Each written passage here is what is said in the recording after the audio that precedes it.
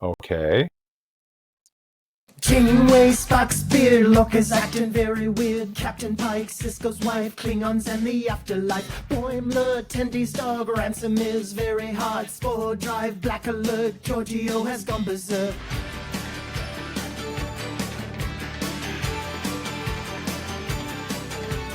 Vija, Batleth, Edward is an idiot. Spock is dead, Worf is wed, Chekhov's wearing red. Data's cat, Kempak's stat, Q has had enough of that. Beam me up, make it so, everybody let's go. We talk about the series. You can join us live by picking up your phone now. We talk about the series. We're coming to you on your streaming services now. We talk about the series. Comics, books, and games, we go beyond the show now. We talk about the series. Come and join us as we sit and chat and we go on and on and on and on. Well, good evening, Trekkies and Trekkers around the globe. It's January 16th, 2025. Welcome to episode 619 of Trek Talkin'. I'm your most excellent host, Uncle Jim, and we have a great show planned for you guys tonight. We're going to be talking with the one and only Tim Russ. But before we go too far, I'd like to introduce my Trek experts. We'll start off with Eric. Eric is out in Portland. How you doing tonight, Eric? I'm doing pretty good, Jim. I'm extremely excited, of course, about tonight's show. As you know, I'm a huge Voyager fan, and Tuvok's my boy. So thanks, Tim, for being here. Also from Portland, we have Paul, the toy guy. How you doing tonight, Paul? I am so much more than toys, Jim. Really, don't narrowly confine me. I mean, see the whole me, but that's for another time. But I am, as my friend Eric, just busting at the seams with many questions and curiosities for our wonderful guest tonight. So it's exciting. It's going to be fun. And also from Portland, we have David. He's our Scotty on the show. How you doing tonight, David? Pretty good, pretty good. I'm actually really super excited as well. So I'm welcome, Tim, and I hope you enjoy the show. Excellent. And believe it or not, he's not from Portland. We have Charles. He's out in Las Vegas. How you doing, Charles? Doing good, Uncle Jim. Glad to have Russ, Tim here, and looking forward to the conversations and the stories. It's gonna be fun. You guys can go to trektalkin.com and you can find all of our previous shows. There's also a little blue talk back mic in the bottom right-hand corner. Please feel free to click on that mic and leave us a message, and we will play it on the very next podcast. You can also help support the podcast by visiting our Patreon page, Trek Talking Podcast, which Charles is putting together for us. So check that out if you get a chance.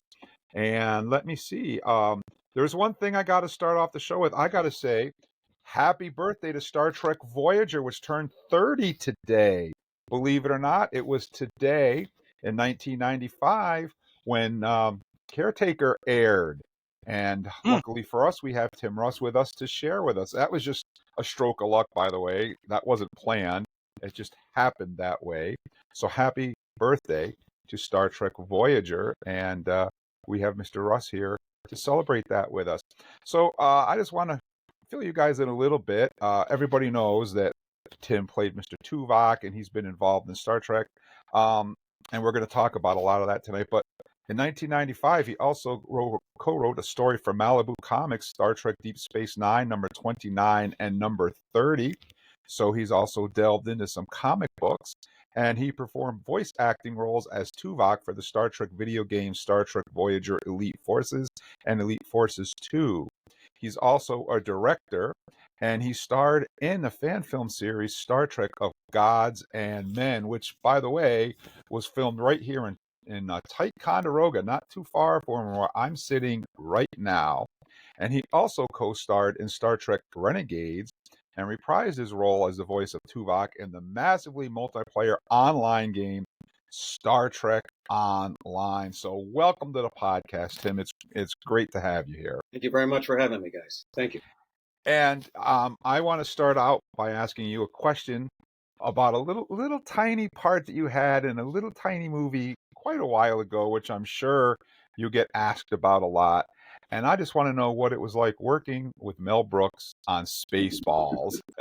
You knew that had to come up. Uh, Spaceballs. It was it was just a day's worth of work. We shot out in Yuma, Arizona, and it was just one day's worth of work, and he was lovely to work with. Very nice. I got a picture with him and the whole thing, so it was great. But it was just a day's worth of work. It didn't take that long to pop that off. And of course, it's gone on to live in infamy, as it were, become a cult classic, which I was not even thinking about when I worked on it. So 25, 30 years later, I discovered that it's extraordinarily popular. I think a lot of sci-fi fans go around quoting lines from that movie. It's just Yeah, it's a great movie. yeah, quite a few people actually. Yeah, Yeah. And you had the honor of working on that film, so that was great. And yeah. actually we just watched it the other night just so that I could refresh myself on your lines. Such as they were. Yeah, yeah. You got Yeah. to work on those. It's a long, complicated piece. Yes. And I'm a huge Klingon fan, and I know I was reading in your bio that you played a Klingon on Star Trek Deep Space Nine. Yes, I did. Um, and I wanted to ask you a little bit, what was it like playing a Klingon? First of all, how did you get into that Klingon, that warrior mode? And what was it like guest starring on a show like Deep Space Nine versus being a regular on Voyager? Well, that was before Voyager, so it was just a step along the line of working within the franchise that occurred, prior to actually working on Generations. Um, and the producers, I think at the time, Rick Berman was in charge, so he liked my work. He enjoyed, working with me on the shows and the franchise. So he kept bringing me back. Eventually back on Generations, and then eventually back on Voyager.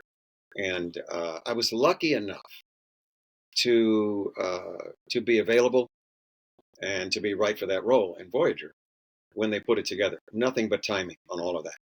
So that's how it turned out, and it could have been completely different. I could have just as easily ended up on a series Baywatch or something. Instead of that, it just came down to being right, the timing being right for me to be ready for that role. It all worked out for the best in the Yes, end. yeah, it did. Yeah. Now, what was it like working on Generations versus working on a TV series? Generations was well, the pace is generally slower. Feature films, you don't usually shoot that many pages per day, especially when they're big budget movies like that. The smaller budget stuff, the little independent B movies and things like that. Those are typically more pages per day. When you're shooting there, it's a very slow pace on a feature film, and you're only shooting a few pages a day. And it was great. The director was great. I worked with Shatner, James Doohan, that day, Walter Koenig, Walter, and George Takei.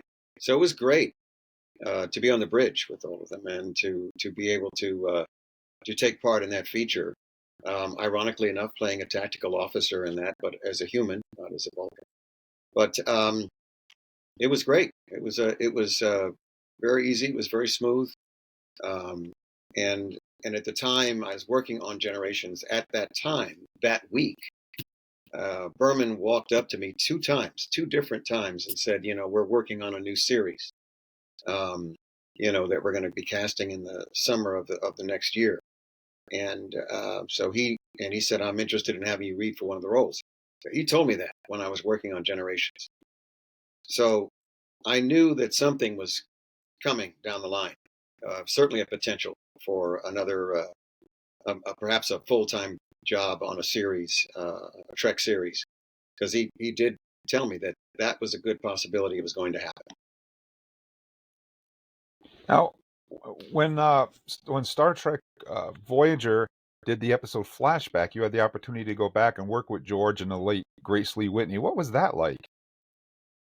Well, it was wonderful because in that first of all, it was a backstory for the character. And, it's always good to have a backstory for the characters, to have a story that, defines them and gives them more depth, and that's basically how it works because, as you come on to the character to begin with, as the series begins, you're sort of just working with a template. You're just the audience is just being introduced to this character. So you have a basic general template for that character.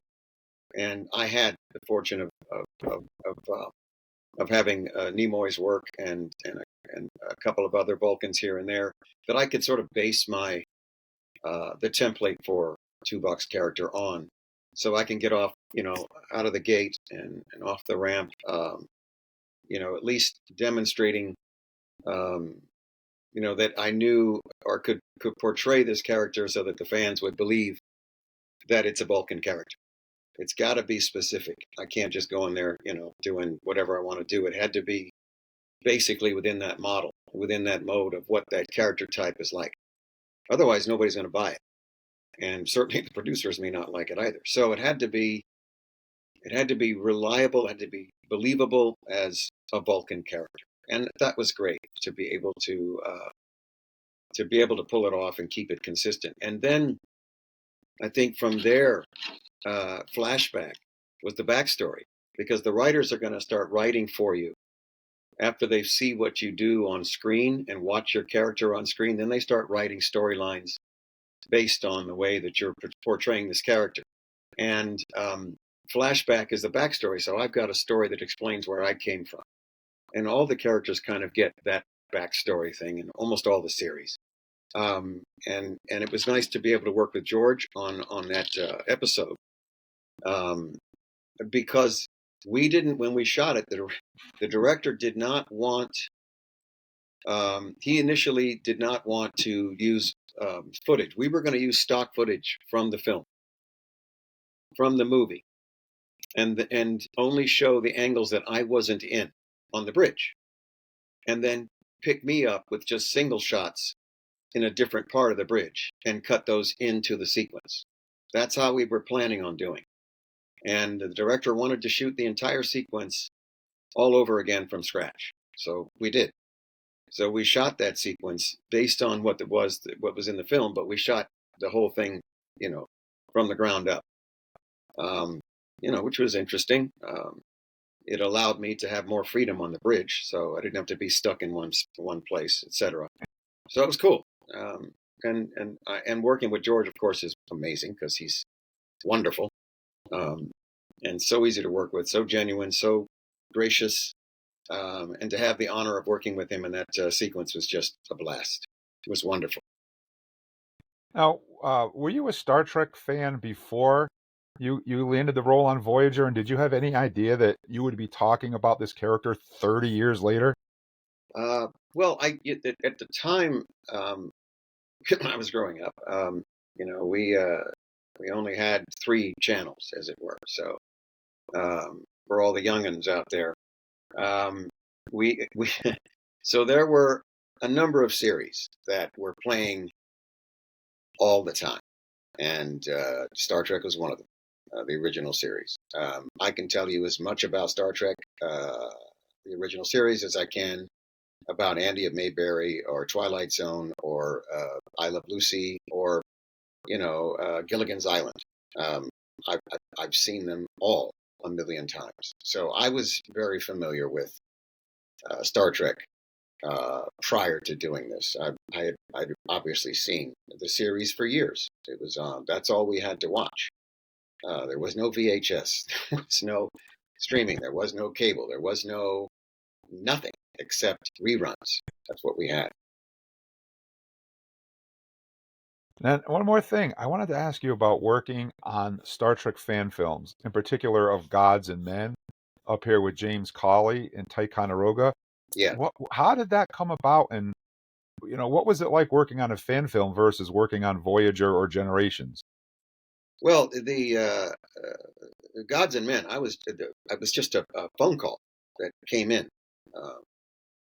One day, just randomly, they asked me if I wanted to direct this fan film, and the script had not been written at that point in time. They were just getting ready to write the script. And so they asked me a couple of opinions for ideas for the storyline, concepts and things. But that there was just a random call out of the blue. Sky Conway called me and said, "Would you be interested in directing this thing?" So I was like, "Okay, well, we'll put together a story and see what happens." And he wanted me to be in it at some point in time as my character. I said, "Fine." So we wrote the script with a couple of other writers. I, gave them a couple of ideas, a couple of concepts to work around, and they did a very good job of putting that together. I mean, a really cool job. And then we came up with the additional aspect of, say, let's pull in some elements from the original series, either some characters or some elements. So we put the Guardian Gate, the gate in there. We put the portal in there. We put one of the characters, Charlie, in there. We put these characters in there that were from the original series, and that was the sort of thing we wanted to the unique aspect we wanted to do there. So that's how it ended up. And then we went and shot it up in upstate New York, where the set had been built almost right down to the spec. I mean, he had the set built perfectly. The actual plates on the transporter room were the plates from the original series. The plates that you stood on in the transporter room were the same plates from the original series. He had the carpet, the same carpet that was used on the floor of the bridge and the other parts of the ship. He had that carpet. He had the buttons. He had everything that was to scale. And that includes the size of the bridge. And it was 360 degrees, including the view screen. It was absolutely amazing what he managed to put together for us to shoot on. So it was ready to go, and we could use it. And it, although it was hot as blue blazes at that time of the year in upstate New York and humid, and so we ended up having to shoot at nighttime. It was too hot to shoot in the day. We had to shoot at night. There was no AC in the place we were shooting, so it was miserably toasty in that space. But we managed to get it done. How long did it take to complete the project?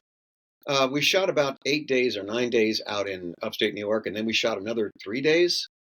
I think it was 3 or 4 days here in Los Angeles. We shot in Vasquez Rocks, and we shot in the Valley at a house, and I think one other location. So it took us about 8 days, 9, 10, 12 days, which was about right for that number of pages in a script and also the budget we had. But it was pretty elaborate. We had a lot of stuff that we managed to pull together to make that project. For me, it was mostly a directing gig for me. And I really, I liked how it turned out. I was very happy with how it turned out. Now, have you been up to see the set tour since that time? Have you been up to Ticonderoga? Oh, no. I haven't been up there. The only time I'd go up there, is if it was a job, that I had to go work. I wouldn't be taking any trips across country just to see it. I worked on it plenty, so I'm very familiar with it. All right. Well, thank you so much. I'm going to turn the microphone over to Paul. Paul, take it away. My pleasure, and what a treat, Tim. It is so amazing to me to have you as our guest. It's I'm a little excited. I won't hold back. I will try to overcome my shyness. And may I say, big fan of your Twitter, by the way, as well. Like your perspective a lot. I refuse to call it Hex. Can't do it. But yeah, you're very unfiltered, my friend, and I think that's a wonderful thing. So well, I know the Facebook and Twitter. I do. I don't post pictures of dogs or the food I ate at the restaurant the night before. I don't do any of that stuff. Everything on there is probably going to be, it's either a really good joke that I like a lot, or it's going to be political, and a combination thereof. I have to, I've got somewhat of a public profile because of Voyager, and hopefully I can reach people who are not aware of what is happening, and I've been around too long, to not say something. It's just, it's beyond crazy I mean, it's an episode of the Twilight Zone. Endor Voyager at some point in time would be very cool to describe what is happening. So, and it is a phenomenon, and it is unprecedented. I hate to use that word because it's always a negative recently. So it's something I have to do. I am compelled to do because that platform needs to be used. As Edward R. Murrow said back in the day of early television, that television was such a potentially powerful tool that could be used to inform and educate people. And of course, it just turned into mush. But basically, so I would choose to use that platform not to put on a bunch of stupid crap and yes, movies and God knows what. I'd use that for every once in a while I'll promote a project that I'm working on, yes. And otherwise I'll put down, talk about politics because this is extraordinarily important. I mean, unless it's just me, I don't know. No, I think you're about to get a lot of new material for maybe more than any of us ever wanted. So, but yes. But I really want to dive into your work because I'm just a big fan of what you do and what you've built. And I got to be honest, I personally find Tuvok to be one of the more complex and nuanced portrayals of a Vulcan in all of Star Trek. I just think it's phenomenal. He's clearly somebody who has strong emotions. He doesn't want to be like controlled by them. You see him suppress flashes of anger, and he clearly feels deeply. And that was a really amazing take for me to watch that evolve over the course of many seasons. And would you mind going into how you approach developing the character as an actor? Well, the base model concept for that character, obviously, number one, he's full Vulcan. He's not half Vulcan. Spock's character was always in conflict, and he had to choose one side or the other. Whereas my character is full Vulcan, so there's no conflict. He is what he is, and I think his experience having raised a family also, which is another element that Spock's character didn't have.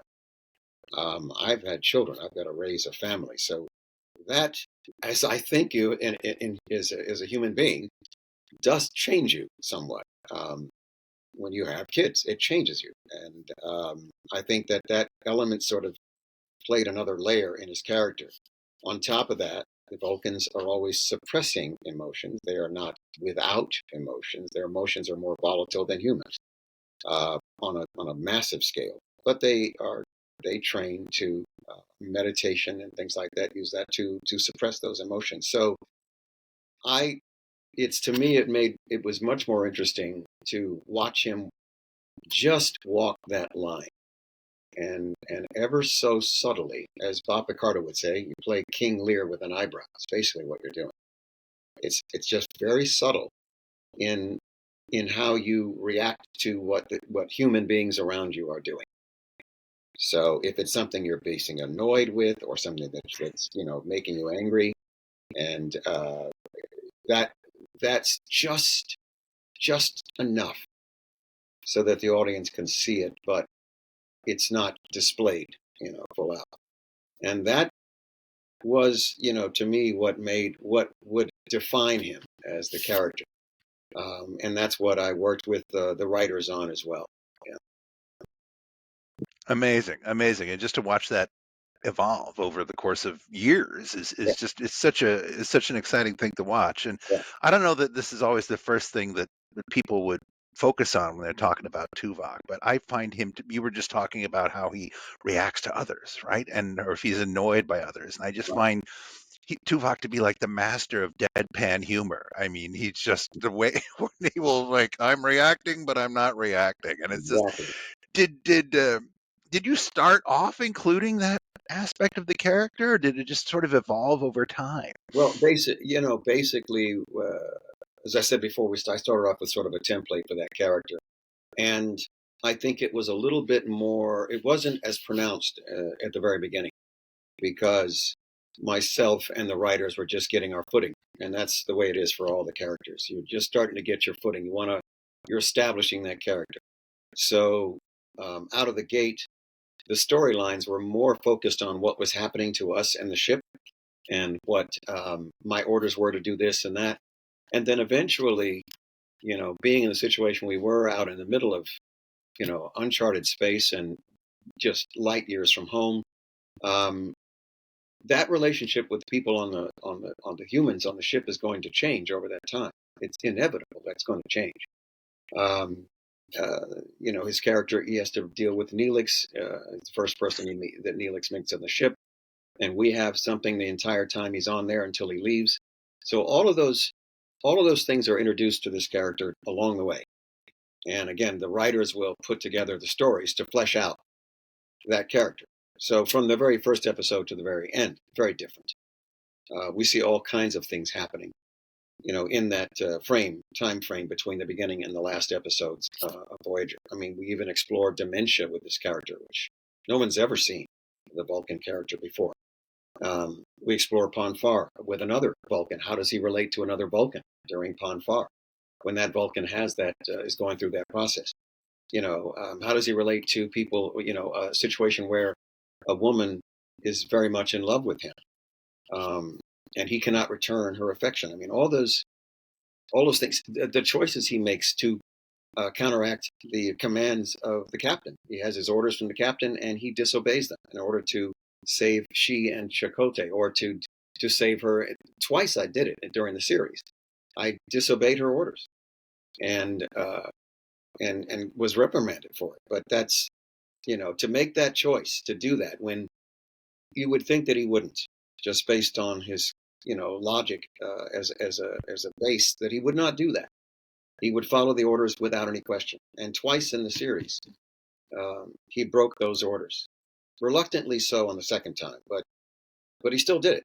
And I think that just has to do with how close those relationships would grow, and how complex they would be in the situation that we were in, which was extraordinary. That situation was extraordinary. We're in a lifeboat, in the middle of the ocean, basically, and having to get along with each other under extraordinary circumstances. So, that all colors the character over time.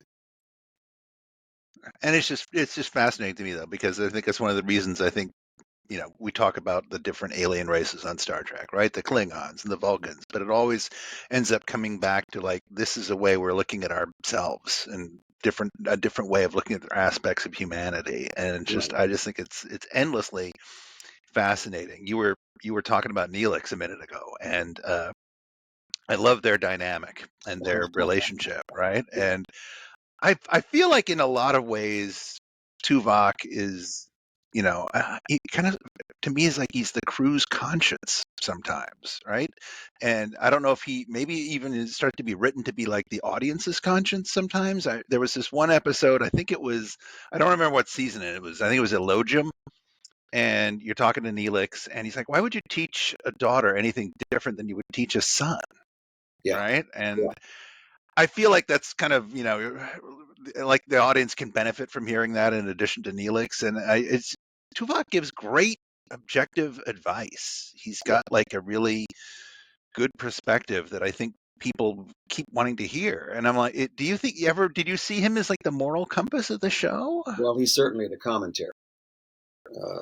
Vulcans are commentary on the human condition. That's what we are. We're the foils. We're the ones that point out the differences and the aspects of humanity, of humankind, the volatility, the unpredictability, the emotional ranges of human beings, and the motivations of human beings. That's what the Vulcan character does. It's ever since Roddenberry put Spock's character there. There was always going to be this pointing out of the difference, between human beings and Vulcans, and how, colorful the characters are of human beings. That's what they are. And I think it's more, I want to say Greek chorus. That could be Greek chorus, but he's more commentary. I think that's what that character does. And he comments on the human condition more so than anything else.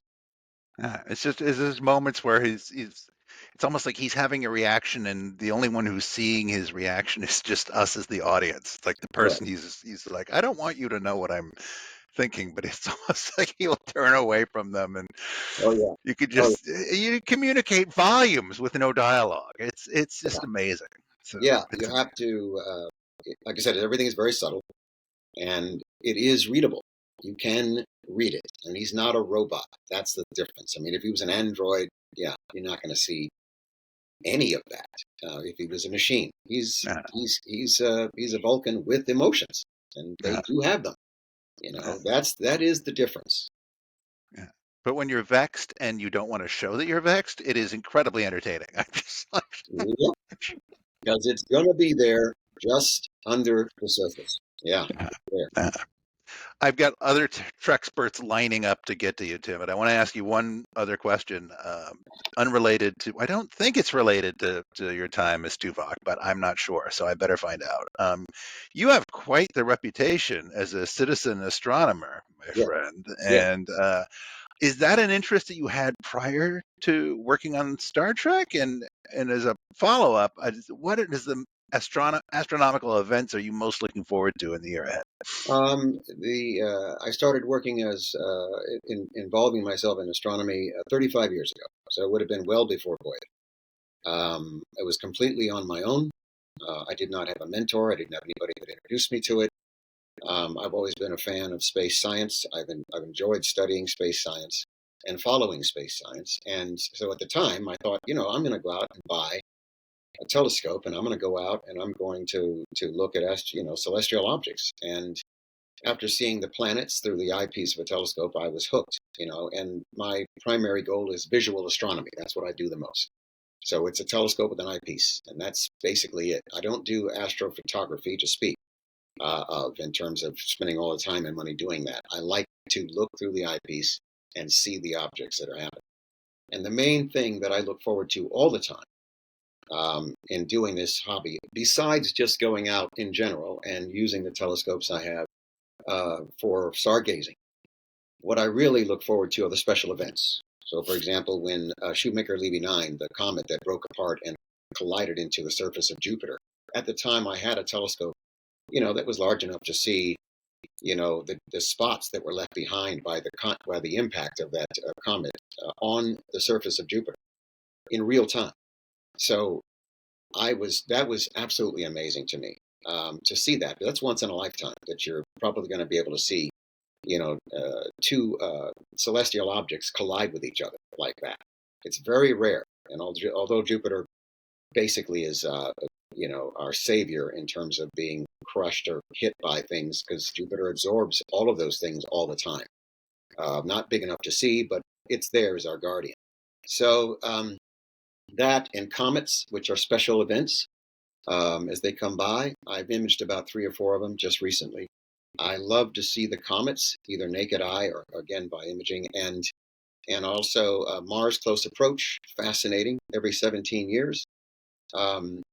Right now, I've got the telescope that allows me to track asteroids. I can track exoplanets around other stars, and I did help with the Lucy mission for NASA by doing what's called an occultation, which is basically an asteroid crossing in front of a star, and it casts a shadow on Earth, and you're able to record that for NASA, and then they can determine what the approximate shape and size of the asteroid is by the occultation. So I did that for them a year and a half ago with the telescope that I have.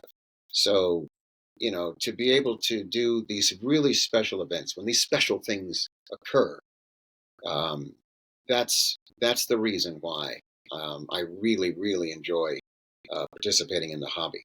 Apart from just doing the regular stargazing and things. And plus, the technology now has changed. So I've got telescopes that can do all that stuff I was just mentioning earlier that are just amazing. And that didn't exist, as little as 5 years ago. Incredible. Well, you're not a person who sits idly, is the impression I get, Tim. So you play music a lot too, is what I understand. Yes, So I mean, you're a very busy guy. So with that, I think it is just we all want to be able to just express our thanks to come by the show and be so generous with your time, because I know how active things are. But this is just an incredible treat for us. And my friend Eric he practically should be wearing a lobster bib. He's so excited to start. Salivating. Yeah, he's like fucking Paul, let me at him. So Hold tight. this guy is such a Voyager fan. It's unprecedented. Oh, I Hold said the tight. word. It's unprecedented. Hold Eric, tight. take it away. Let me go ahead and get the charger on this laptop before it goes. Oh, great. Absolutely. We don't want to lose you, Tim. Nope, I'll grab it. I'll be right back. You're all queued up, Eric. Thanks, man. Those are great questions. Those You are ready, really Eric? great questions. Yeah. Oh, Yeah. come on. He's phenomenal. He's Yeah. The phenomenal. pressure's going to be on, Eric. Yeah. Listen to him talk all day. He's just great. Absolutely. He's just is one of the good guys. I mean, he's just so great. Well, and really diverse in the just number of things that he's involved with, and interests that he has, and all that kind of stuff. I also, I've pretty much avoided being on Twitter, but this is, interesting enough that it might actually get me on the platform to just see what he's talking about. It's like being on a planet with a thin atmosphere. I can only be there for like a few minutes. Before you start to suffocate. Yeah, and then I'm like, oh, that's it. I gotta go. I'm like, I gotta open a window, right? Yeah. And it's like, oh wow, how did that? No, man, who said that? I'm just like, yeah. But it's like if I go to Tim's page, I know there's sanity and like up is up, and it's just refreshing. It's refreshing. Absolutely. All right, I'm gonna stop because this mouth won't stop. So, Eric, please. Well, yeah. So I mean, I guess just to kind of piggyback off some of the things that Paul was talking about a little bit. I mean, Voyager is probably my favorite series, and I just absolutely fell in love with it right from the get-go. The slightly different concept, the cool design of the ship, the sort of bringing together of all these myriad parties together, and I not everybody loves Neelix. I love Neelix personally. I think he's a great character, and I love his relationship with Tuvok. And in fact, probably, I think I'm not going too far to say that probably my favorite episode of Star Trek ever is season 2, episode 24, which is Tuvix. And it's because I think Star Trek is at its best when it is asking questions that don't have a right answer, that really just make you think and make you kind of want to, check your own moral compass and go into it a little bit. So obviously in that episode, this is the one where the DNA of Neelix and Tuvok gets combined together and they become a singular person named Tuvix. Right. And Tuvix lives on the Voyager for about a month or so as an individual. And after the Doctor goes through his various shenanigans to figure out how to re-separate them, and after Tuvix has established his own identity, Janeway makes a really tough decision in the face of, I don't want to die, and decides to separate the two again. And so I'm just really curious, as 50 or 49% of Tuvix, Tuvok, what do you, Tim Russ, think about this episode? Did Janeway make the right decision? Was there no right decision? Just your thoughts on that episode. Yeah, Janeway's primary responsibility as captain of the ship is the safety of her crew. She must keep her crew safe. That is her job, and especially in the situation that they were in the middle of nowhere. Her obligation of the crew is the health and welfare and safety of the crew, and we are a priority. The one species that is a result of an accident cannot procreate; it cannot continue. So that right there. Those two factors right there negate her obligation to keep that accident alive. It's about bringing her crew back, and she has to. She has no choice. And it's clear. The very last shot of the series, the episode, is when she's walking down the aisleway after she comes out of the sick bay, and she's walking down the hallway, and the look on her face is tragic. Mm-hmm. She's absolutely devastated by what she had to do. It was not an easy decision, but that is what command is all about. That's her job, and no one else could make that decision. No one else could make that call except her. So that's the way it goes. It was the right decision to make. Yeah. Yeah, I don't disagree with you. I think that it's a tough scenario all around, to have to end a life to save other lives, and the value that Tuvok had for the crew. I think that's partially what you're talking about, right? His value was so high that he was necessary for them to complete their journey. 100%. And like I said, it's the captain's obligation, and I don't know if it's written down anywhere else, but we all know that is the job of the captain. The captain will sacrifice themselves to save their crew. That's the job of the captain, is to save the ship and to save her crew, to preserve it. That, and I wouldn't have had any more work if they kept Tuvok around. Well, there are those practical aspects for sure. Yeah. But how many times on the series, the number of times that Janeway had to make those tough decisions, I think, is one of the reasons that it became one of my favorite series, because she's constantly put into these impossible situations and yet has to find her way out of it with poise and dignity and, taking care of as many people as possible. That is exactly what it's all about. And if every character on there and the regular cast can have a taste of that, it makes it even better. Each character having an opportunity in their own way to deal with the challenge of making a very tough decision, or making a sacrifice, or having to compromise something in order to get from point A to point B, to accomplish a goal, to learn a very difficult lesson. That's what Trek is, man. It's not, it's not a cut and dry, there's a good guy over here and a bad guy over there, and we're going to shoot at each other for the next, millennia. It is about the stories, and it's about the challenges of the characters, and the characters growing, characters learning. People come up to me all the time and they just talk about their personal lives were affected so much by the show in general, and my character in many cases in particular, because of the character being so grounded and so logical and so practical, and so let's deal with this situation straightforward and logically without getting emotional about it. Let's look at it in a sensible, sort of straightaway, concept, and let's wrestle with it that way, rather than going off the rails and getting all crazy and upset and depressed and all that stuff. Let's subdue the emotions, and let's deal with the reality. What are we going to do to solve this issue? What are we going to do to get through this problem? And people are affected by how my character operates within the storylines, and they're also affected by what the stories are when all these characters, those characters who are not Vulcan, have to deal with difficult situations and make difficult choices. And that is a very difficult choice that she had to make in Tuvok's. Extraordinary choice. I mean extraordinary. Because the character is also aware that is what's coming. And the character does not want it. And he asks for it not to happen. Yeah, he's trying to make an argument, a case for staying alive, man. It tugs at your heart to see that. That's really tough. I mean, that's brutal.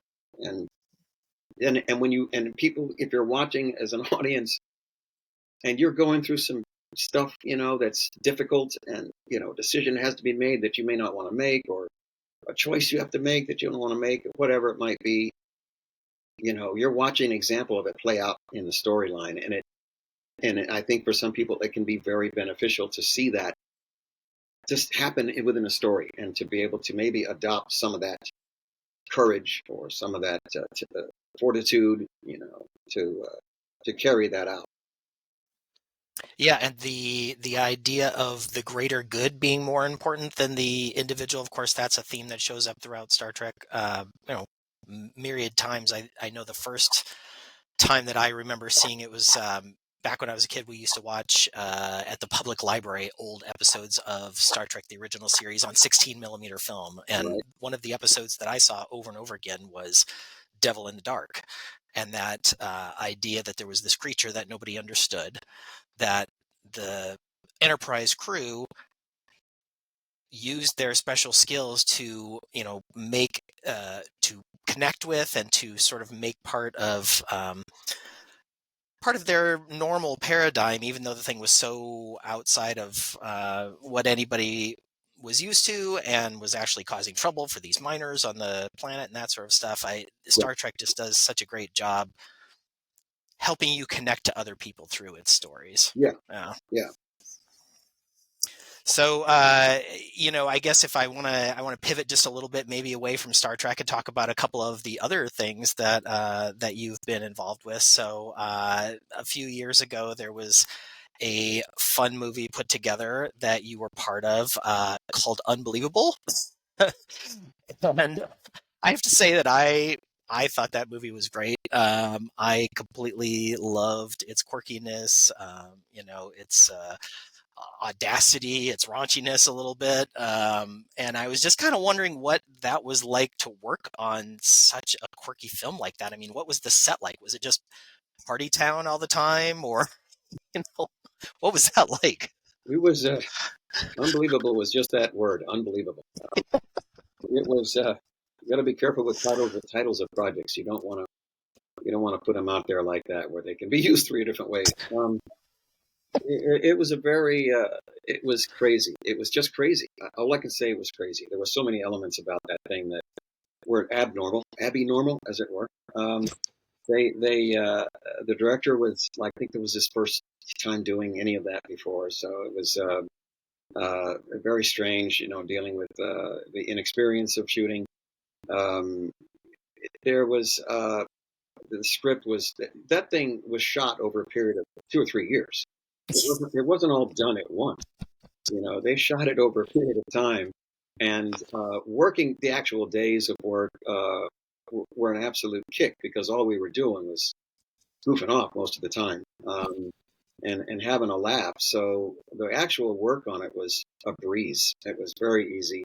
The sets were great. The locations were unbelievably fabulous, because we were shooting in these giant houses up in the hills, and they had a catering service that I've never seen before. So there was a lot of nice things that were going on. As far as it was very comfortable, very easy to work on, and a lot of fun to work with everybody on it. So I can say that much about it.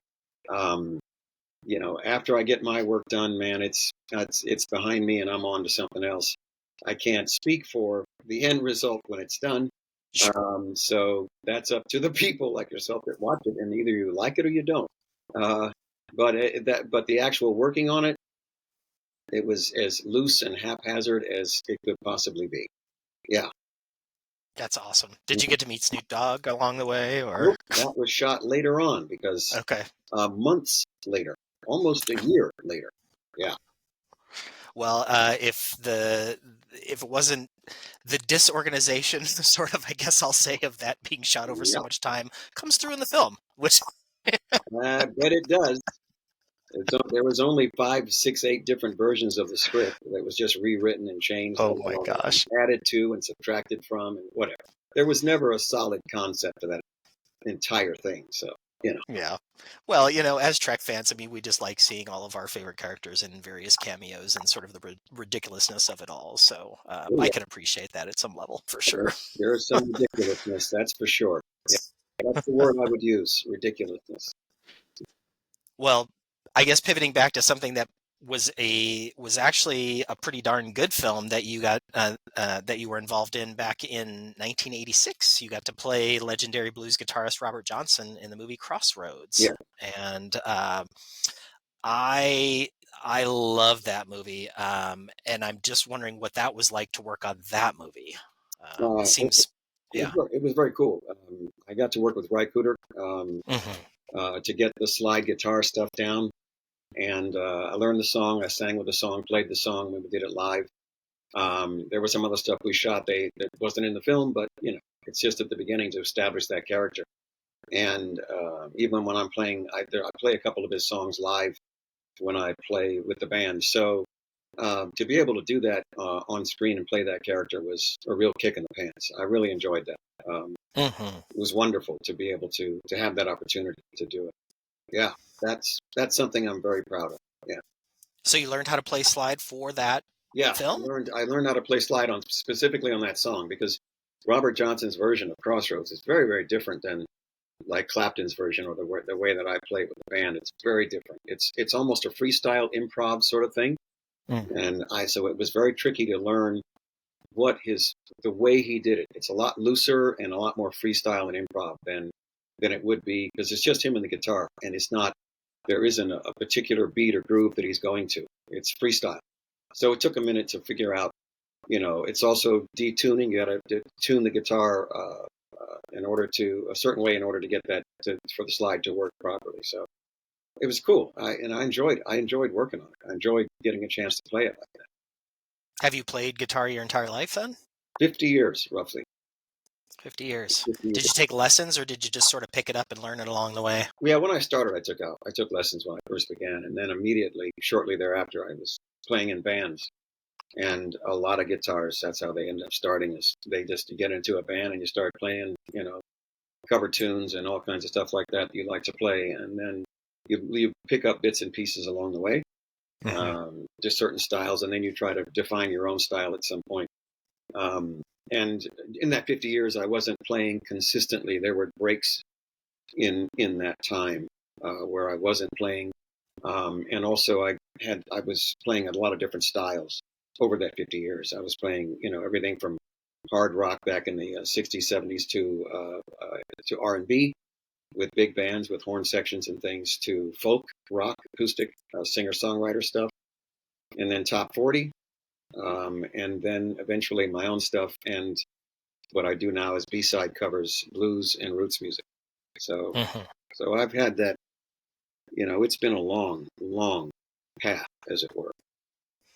Is what you're doing right now sort of your favorite style or your favorite genre to sort of focus on, or is it just kind of what you're doing now? Yeah, what I'm doing now is a combination of it's a blend of different types of music. So when I perform live, I'm singing vocally a lot of different styles, and I enjoy doing that. Anywhere between, like I said, a sort of a classic rock roots music sort of bass. Some of the stuff I do is I've got some songs that are current or newer, but they're not as well known. They're not as popular. Maybe out of the audience, maybe one or two people have heard them before, or not at all. So I just find these little gemstones every once in a while that I feel will work with my band, the makeup of my band, and my voice, what we have. So those are the songs I sort of gravitate to. And they're usually not as complicated in terms of the arrangements. They're usually, they'll slew and lean towards a simpler style arrangement, so that I can fit into, if I want to play with another band or sit in with another band, I can bring that song in and use that song with another band if I get the opportunity to do it. So, yeah. I'm guessing that you listen to music on a regular basis for enjoyment as well? Sure, I listen to music, absolutely. Got a bunch of it on my phone, and it's a pretty eclectic mix of music. I grew up with the super groups of the 60s, 70s, everything from the Beatles to Zeppelin to Peter Gabriel, Genesis. I like Hornsby, any number of bands that are out there. Chicago, I grew up with as well, listening to Chicago. I love them. So there's a lot of Santana. So Santana and Chicago, it was a great influence in terms of the guitars. Santana's guitars and Terry Kath as guitar. So that had an influence on me. But I've, the stuff I do now is, I want to say, tasty. It's not anything that you're sitting there scratching your head. You have to wonder what you're listening to, and it's not complicated. It's pretty straightforward. Yeah. Well, Chicago is one of my favorite bands of all time. Chicago 2 is probably one of my favorite records of all time. I have listened to that record hundreds and hundreds and hundreds of times. I had to repurchase the record twice because I wore it out. So I get what you're saying there. Yeah. Love it. Yeah, it's so good, so good. Okay, well, I guess before I let you go, I'll ask you about one more role, which pivots over to a series that I think brings up some feelings for our Trek experts, because some of us really like it and some of us don't. In 2019, you got to be on the Orville. You played Dr. Sherman on season 2, episode 11, Lasting Impressions. And I'm curious what that was like, and how did it compare, or did it not compare to working on things like Star Trek, which is often, of course, what the Orville is compared to. Well, specifically, Seth MacFarlane is a big Star Trek fan to start with. Yep. And I just worked with him on his series Ted for 2 episodes. I've done 2 episodes for him on that show. And working on Orville, the role was great because I love history to begin with as a subject. And this character is an historian, an archaeologist, and he's studying ancient Earth history, which is fabulous. I thought that concept and that storyline was just amazing. It was wonderful. So to have a chance to play that character, which is not a cardboard sort of cookie cutter TV show character that I end up usually playing, a lot of the same stuff. It was different, and I liked, some of the humor that he wove into it. The shooting was very different because he did a lot of takes, and a lot more than I'm used to taking especially for shots like Masters, where it's a big wide shot and you see everybody, and it's just to establish where everybody is, and it's not something you usually live in. So the number of shots for the coverage and for the master, it just took an eternity to get through all of that, because Seth is in the scenes and he's also executive producing the scenes. So he's direct, so he's got to go back and forth to view all of the takes. So it takes that much longer to get through the shooting of the scenes. That's all.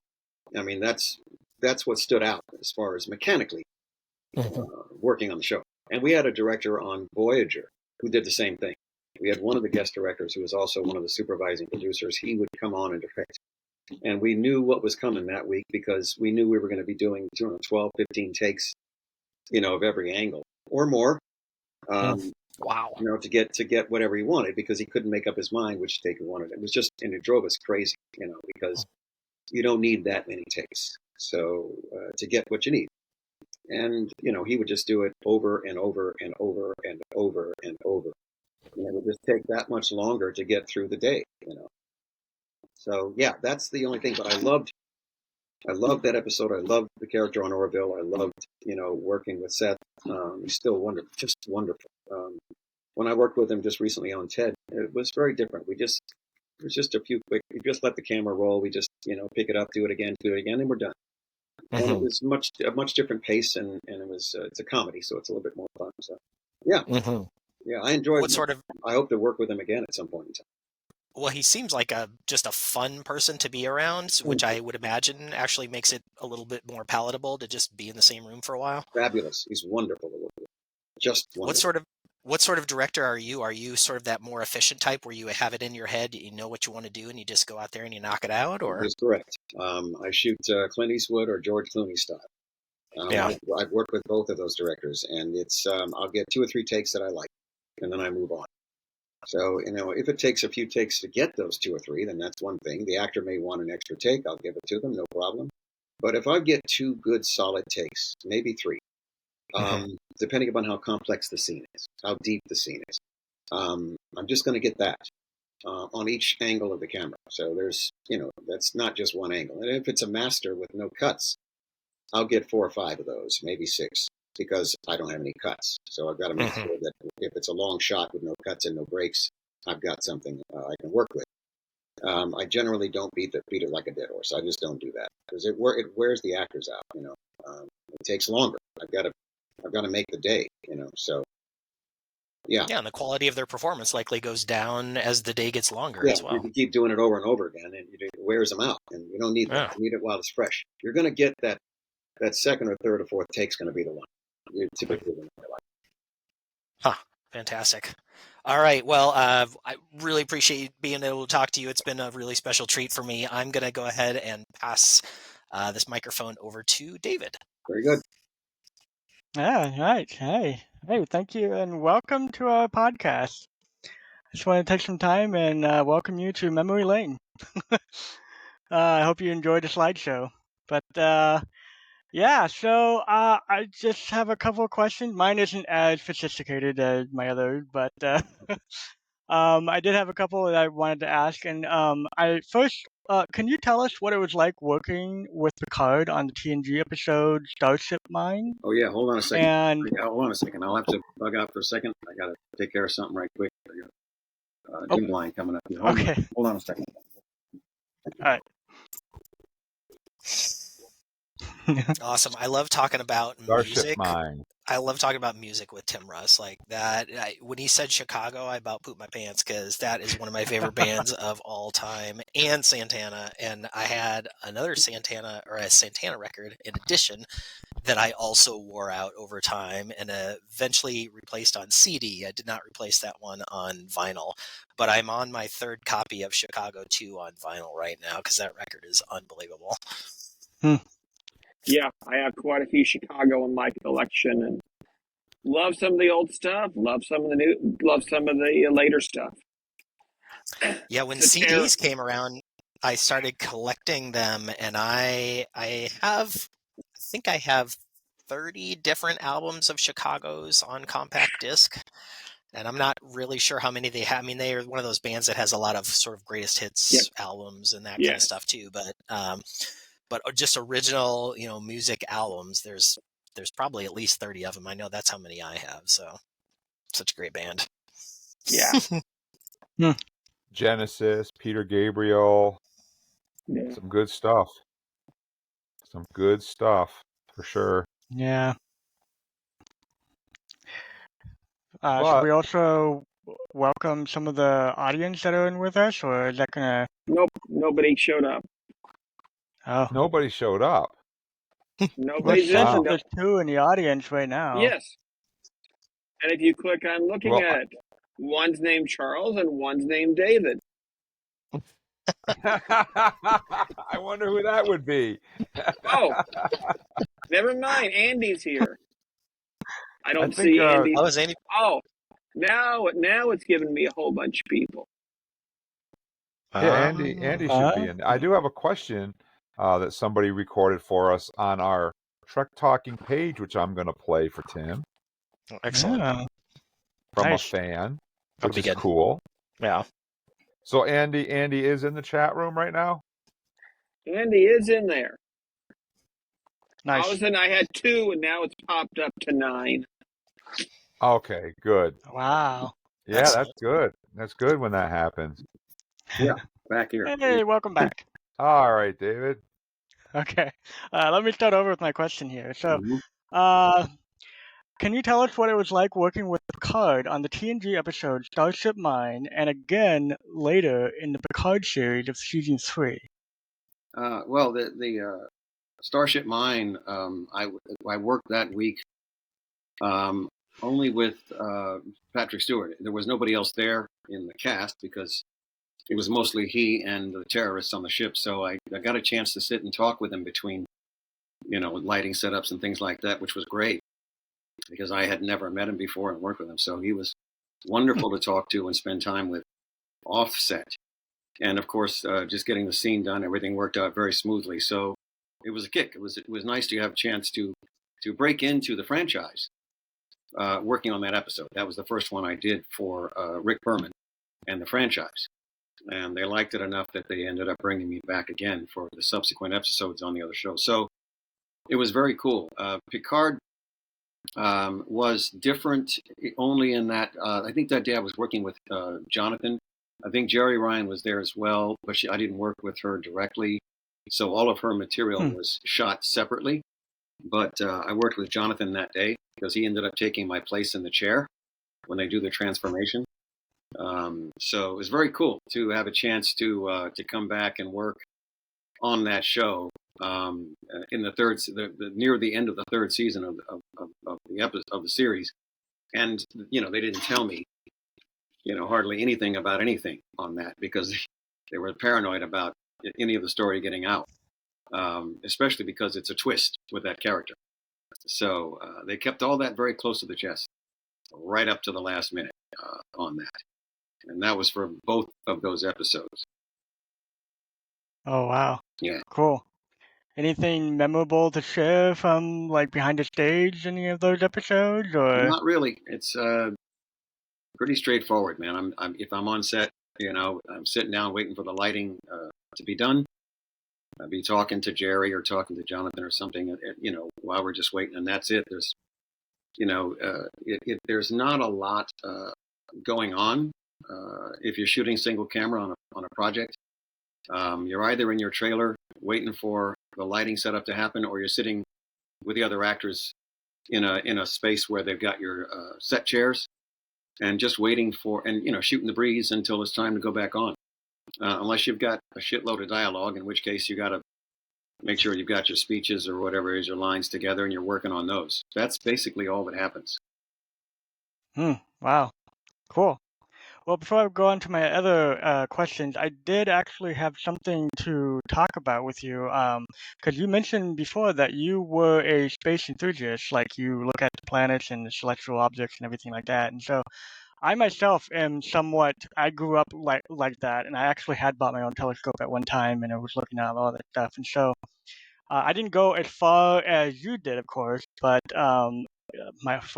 back in the 90s, of course, my telescope wasn't all that great, but I have been keeping my eye on actually with NASA, and just recently I heard that all the planets are going to be aligned this coming January 25th. Yes. And I was wondering, are you going to be doing like a lot of picture taking with that kind of stuff or anything? No, I don't. Yeah, I don't. Typically, I don't image the planets that much. I've imaged Saturn with the telescope that I have, the Unistellar, which is what I use for deep sky objects. I've imaged Saturn so far. I imaged Neptune, I believe, once. I don't think I've gotten Uranus yet on it, but the telescope tends to do really well on large, diffuse objects, objects that are faint, objects that are that look like clouds, like galaxies and nebulas. Things like that is what the telescope really does really well on, as far as imaging goes. The planets, I just prefer to look at the planets naked eye. That's the best way to see them, in my mind. I can take a picture of them, but I'm more interested in looking at them. So, so the scope that I have, I've only imaged Saturn so far, which is okay. It's decent enough. I think I have it posted. Is it on Instagram? I think it's on my Instagram page. As a matter of fact, a lot of the other stuff I've shot is on my Instagram page as well. A lot of pictures on there. So, but yeah, otherwise the alignment just means they're all up, one after the other. And, if you're going out, if you got, a good night sky that's clear and you can see a good chunk of the sky and there's not trees and mountains in the way, you can see all the planets over a period of time, one after the other. Yep. Pretty cool. Yeah, it's really exciting. Yes. I'm actually really excited to watch the skies for the 25th, so it's going to be fun. Yeah, you get that. You got to get the telescope out and just pop off each one. Well, I got to go buy a new one, but if you're gonna get a new one for the planets, I would get a Maksutov. That's the best telescope you can use for that. Okay, cool. Thanks for the tip. Cassegrain is what they're called. I'd get anything from 5 to 6 inches in diameter as far as the mirror goes. You can get bigger if you want, but they're 5 to 6 inch Maksutov Cassegrain with a really stable, really solid, stable tripod. You can't have a cheeseball tripod. It's got to be stable. Got to be serious. Yeah. And that's what you look at. That's really fabulous for looking at the planets. It's a great telescope. Very durable. Cool. Doesn't need collimation at all because it's got a fixed secondary mirror on it. It's fabulous. Nice. Cool. Mm-hmm. Well, I'm going to continue on with my list of questions that I have here. So this one's kind of a thing that I just kind of like thought up to the first thing that came up, and I was just like, I got to ask him this. So just like in the TNG, I heard that almost they couldn't finish filming because they were just laughing so much. Was that ever the same way as in Voyager? Or just like there's so much laughter going on where you guys just couldn't really finish shooting the film? There would definitely be times when we were cracking up or we were cutting up, one of the two. Much to the chagrin of the supervising producer, who's always tapping his watch. So we did that. And I think when I worked on DS9, I can't remember, which one was it? I worked on their mirror episode. I think it was the mirror episode. I worked on that one, and one of the days they could not stop laughing. They could not stop laughing, and we were trying to get through this scene, and they were just Avery and all of them. They were just cracking up, and I don't know what sparked it because I was not in on that joke, but I was in the scene, and they got off and they couldn't come back, and it took a minute for everything to come by. For us on Voyager, yes, it did happen. Once in a while, it Nice. did happen. Yeah, we would get to going and goofing off on the set. Man, we average 16-hour days, so after a certain amount of time and you're exhausted, you just start getting kind of wonky and nutty, and that's what happens. Definitely. Cool. Yeah, that was just a question I had at the top of my mind. I was like, okay, cool. I wonder if, yeah. Oh yeah, So, oh yeah, that happens. And I'd say it probably happens on more sets than you can think of. Yeah, right now. Yeah. yeah, probably. Cool. So, my next question is, what are your favorite memories in any of the Star Trek series you were in? And is there anything funny that you might share with the rest of us that no one else might know about? That was. I'm saying, what was the question? It was that were things that were. Oh, the things that were funny that you might share with us that no one else might know about? Oh, as far as Voyager goes, there was nothing. I mean, in terms of the other projects, not really that much that went on that I worked on them, other than Mhm. like those laughing spells that were on DS9 episode. There, on Voyager, every once in a while, like when we were in the turbo lift, all together, there's a whole lot of shenanigans going on in the turbo lift before the doors open up.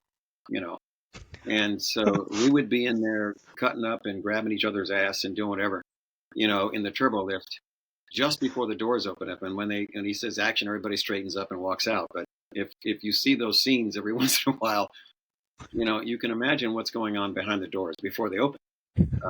And there was times when we walked into the doors by accident because the guy that pulls them open didn't pull them fast enough. So there are times when we walk straight into the doors, the turbo lift, because they didn't open on time.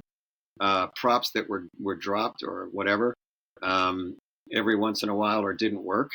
The sparks, every time they blew off the sparks on my station behind me, the special effects guy would always give me this lecture about, oh yeah, the sparks are going to come across.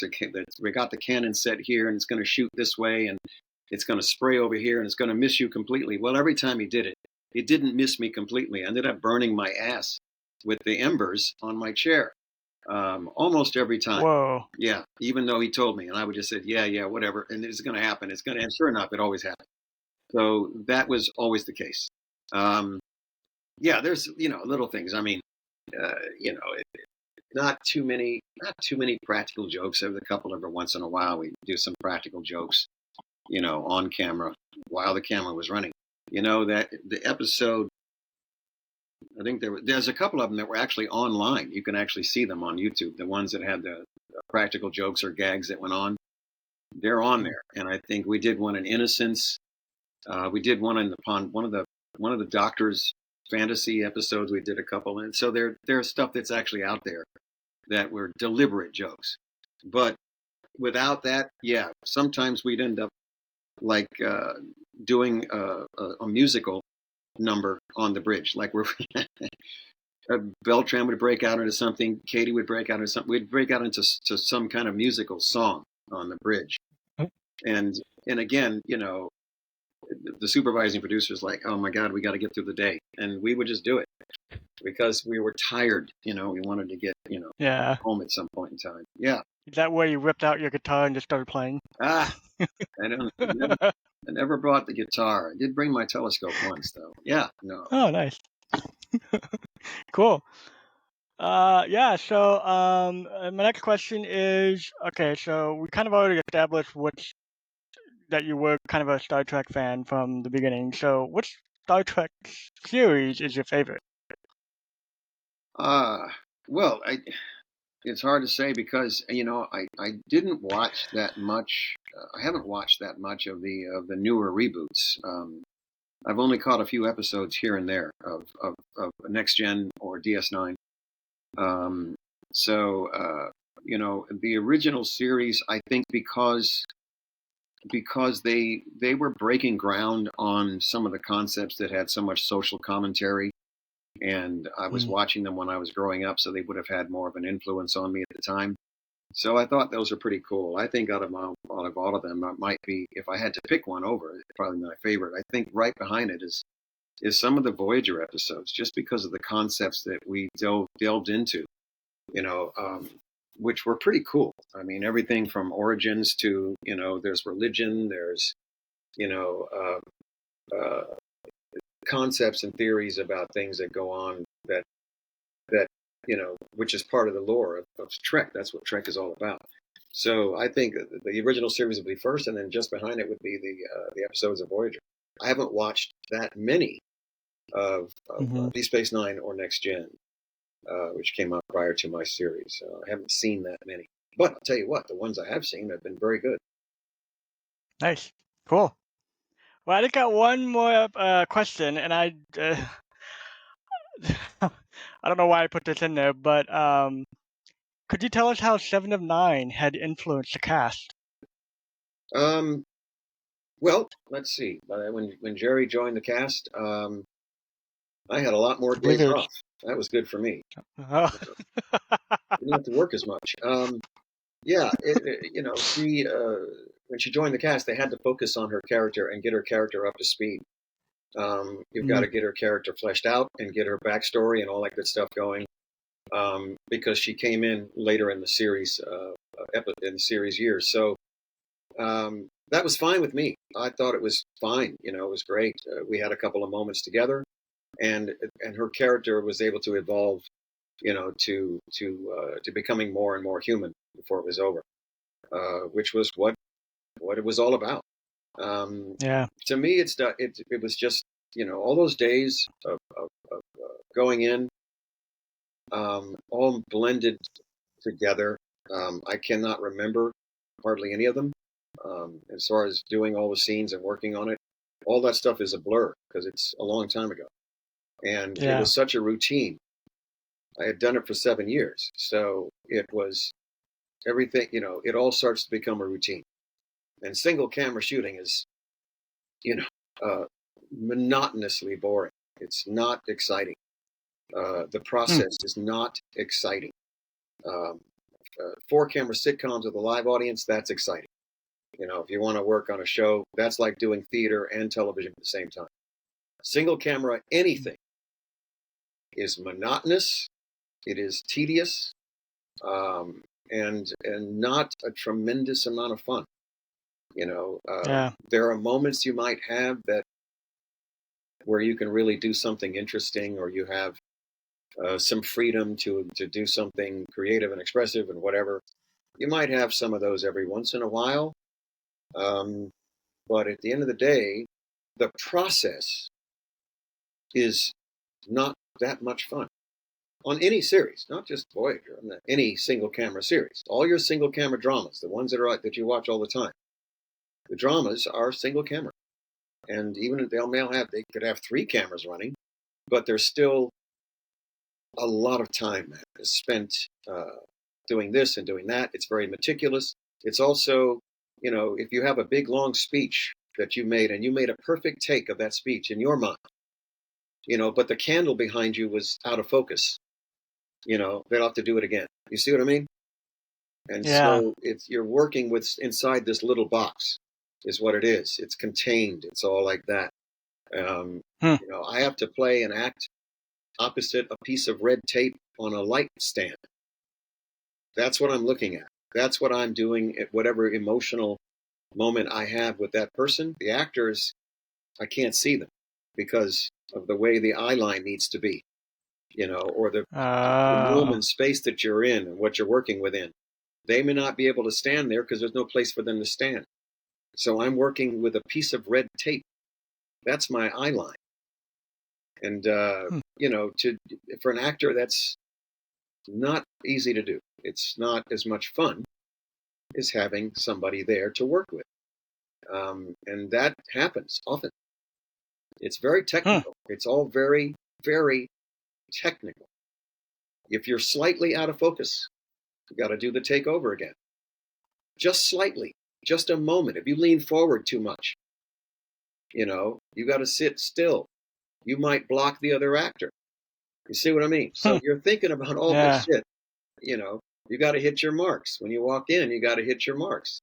So if you don't hit your marks, that take is no good. I don't care what you're saying. Because the camera guy... I mean, the amount of mental focus that takes is unbelievable. Yeah. It's so crazy. Yeah. It is. That's what this work is. It's not always a gas. Like I said, 4-camera shows are much easier because your spaces are wider. They got 4 cameras. You've got a live audience. It's a different setup. You still have to hit your marks and some other things, but essentially, it's just more interesting and more fun. I've done them, so I know they're a lot more fun. But single camera is not. Single camera is very precise. I mean, you'd have no idea. You watch, the feature film, what is it, Dune, and the rest of these other ones, these big ones that are shit, man. You're all day shooting that stuff. All day long, all day. With a single camera? Get just a piece of that thing. Just a piece of it. Just a fraction. Wow. That's single camera work. So it's not, the actual, I can tell you, because we would have guests of the show would come on to set. We're on the bridge, and they would come into the sound stage, and they're standing there all giddy and excited and happy, guests of the producers, guests of the writers, guests of the actors, guests of the crew, whatever. They come in there and they're whatever, and they're just excited to watch shooting. And you can set your watch by the time at which they're going to be standing there bored out of their mind because they're like, well, how many times are they going to say that line? Yeah. Because it gets boring. They're expecting to see what you see on television, and that's not how it works. Yeah, I'm assuming the one camera take was a lot in Voyager? No. Happened a lot? Nope, it did not happen a lot. No, because the producers want to be able to control the editing and the pace of the show. You also have time that you have to cut for commercials. So if you don't have breaks that they can manipulate and cut, you're going to be in trouble. They'll take the air out of one of your speeches. If you have a long monologue, a speech, they'll cut the air between the phrases and the words. And I've seen it done on a couple of things I've done for regular TV where I've had a good speech and I had pauses in there that are dramatic pauses. They're pauses so that you have a change in thought. And so they cut the air out of those so it sounds like you're going straight through it. And it doesn't look and sound as good as it would normally look. So you have cuts that are that minute to make the time for the commercials, because we had commercials when Voyager ran. So you've got to cut to 42 minutes.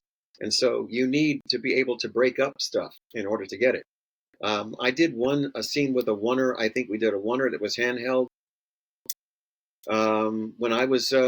when I had dementia near the end, the very last episode or so, when I had dementia and I was in the sick bay and I was going crazy. And we did that all as one take handheld. And that was a last minute thought. It wasn't planned. We were going to cover it. And I asked the director if we could do it this way instead. And they said, yeah, let's do it. And it worked out really well. It was much better to do it that way because it was chaotic. The scene was chaotic. It was chaos. Yeah. It was going all over the place, saying all this stuff. It was all crazy. And it mimicked what the condition was that I had, dementia. It was it's just nuts. And so it looked really good. And I don't remember if we had any pieces to cut out of that in. I think that was one good long take. And I don't believe we had anything that we could cut away from. But typically, the producers want to have edits and cuts and pieces. And almost all your television series stuff is that way. You rarely see oneers. You see oneers in feature films. Movies you see oneers because a movie can be whatever length you want it to be. So you can get away with that stuff until the cows come home. There's some classic films that have them. So, to do oneers in a feature, sure, not a problem. You're not cutting away for commercials. Wow. A lot to... I can imagine Tuvok got set on a whole new level there with you guys probably did a lot of single camera shots and you having to look at that red tape, keeping that emotion in, Yeah, whether you were doing that, what I was doing, or it's even harder for somebody who's got to show emotion. It's not hard for me to play what I play because you study as an actor to show emotions. And let me tell you, that's a lot harder than it is not Yeah. showing emotions. You have to show Wow. emotions. If somebody's watching a human being portraying a character, if the audience doesn't believe that character is real, then you just lost the audience. So the audience, the character has to be played honestly, and it has to be played believably.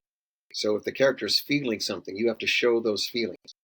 And that can require a lot of nuance, even within the lines of the dialogue themselves, just within the line itself. It may be one phrase, and the next phrase you shift gears, and all of a sudden there's something else. They want to see that thought come across your head before you say it.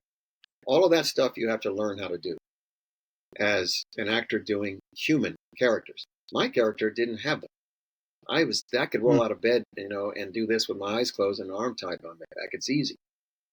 It's hard to show emotions on screen. Yeah. Never thought of it that way. Oh, That's yeah. cool. I can tell you, it's miles different. You work with an Nice. actor, you work with a director on a scene that's got a lot of emotion in it. Shit, man, you set yourself for a number of takes to get that right. Yeah. Cool. Well, I've taken up a lot of your time, and I'm sure Charles here would love to ask you some more questions. And I thank you very much for coming onto our podcast. Yeah. No problem. Pleasure. Take it away, Oh. Charles. Welcome, Tim. Let me start off with one of our audience questions. Our friend Andy Bray knows the fact that Leonard Nimoy famously got his ears. Did you get a chance to get your Tuvok ears, or did you manage to get anything yourself? Yeah, I got several sets of ears when we before we got off the show. I had a number of them, but I've auctioned them off mostly for charity. That's what I used them for. So I think I may have one set left, maybe two. I'm not sure. I got to double check. But yeah, I did get several. Yeah, absolutely. Okay. Now I'm going to jump into some stuff. One of the stuff I ran into, surprisingly, I haven't gotten a chance to watch any of it yet.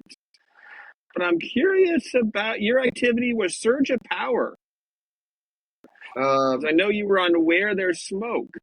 But how'd you get involved with that project? That was just a buddy of mine, Jeff Rector. Jeff Rector asked me to come in and play the role, and that was it. I didn't know anything about that project until he called me, and he just asked me to come and play this role on that project. And I said, and at the time I was available to go do it, and they're paying, so it's a gig, and I did it. I've only seen the trailer. I haven't really seen the whole thing. I've only seen the trailer thus far, so I don't know how it turned out. But yeah, he asked me to come and do it, and I just did it.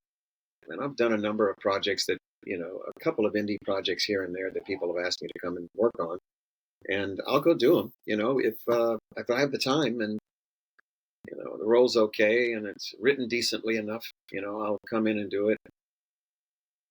I may change the dialogue here and there to it if I'm not crazy about it. But if I have the time and I like the project, or the people that are shooting it or halfway what they're doing, I'll go and do it. Sometimes the indie projects can be interesting because they aren't so much cookie cutter. Like TV is kind of cookie cutter. A lot of the roles on television are all the same.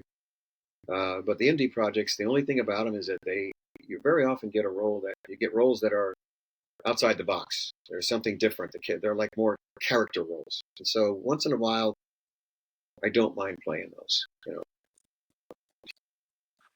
Well, I was interested because I caught that one. All of a sudden, that got mentioned somewhere, and it's like, wait a minute, where'd this come from? It's like, it's not easy to sometimes find them, but it sounded like it was an interesting little set of movies and series. Yeah, yeah. I mean, he's done a couple of them. I think that's the second one, second or third. I think there's more than that. Plus, there's some YouTube stuff on there. Yeah, there's several that he's done. So he's got a sort of a legacy or a brand, if you want to call it that, of those projects. That's not his first one. I think there's at least 3 that he did, and this is like the third one or something. Like I said, I haven't watched it yet. I followed it. I'll check it out at some point in time. I didn't have that much to do in it. I think it was only one scene. And that was it. So got in and got out, and there you go. Yeah, it's like I said, a number of projects. There's a couple other projects that I've worked on that I haven't seen either. I don't know if they've been released or just haven't had a chance to watch them all. And once in a while, I get a chance to go to a screening of one, and I get a chance to see the whole thing. So it's just, they're all gigs. They just come and go. You know what I mean? Yep. Oh, I understand. Yeah. And I was wandering through Facebook and noticed, man, I wish I was closer to Los Angeles. When I see Tim Russ crew is back in the kibitz room That's in right. Fairfax Avenue, Los Angeles on Friday. That's right. Tomorrow night. Yep. I'm there. Yeah. 10:30. And the same stuff that you were talking about before, same style. Yeah, basically the set. I mean, I vary the sets between gigs. Like if I do another gig next week, I got to do a gig at the Doll Hut, which is going to be a different type of set. It'll be a little, I want to say a little harder, a little bit more rockish on that one because it's sort of like it's an old truck driver biker bar kind of thing. So it's a rowdier crowd, and so I'll change up the material that I do there is different than what I do at the Kibitz Room. So it'll be a little bit, pretty rockin' stuff, a little grittier type of music, but it's still blues rock in that vein. Yeah, I'll do that and more up tempo at the Doll Hut than here. The Kibitz Room, I can do a variety of stuff. It's pretty wide range that I'll do at the Kibitz. So yeah. Well, if this kind of performance, I wish you could pop into Star Trek Las Vegas and join the Rat Pack show on Sunday. I performed in Vegas this past August, and I'll be performing probably this August coming up. I think my band might be there. We'll be performing on the cruise ship that's coming up in February, the Star Trek cruise. But I just performed recently in Philadelphia, and I performed recently in Vegas in August. I was there with the Roddenberrys, sitting in with them, and the action figure. So it was a hell of a lot of fun, that was. And again, all of the music, basically most of the music I have is on Apple, and it's also on Amazon. So there's music people can check out and get an idea of what the style is that I have and the songs that I do as well.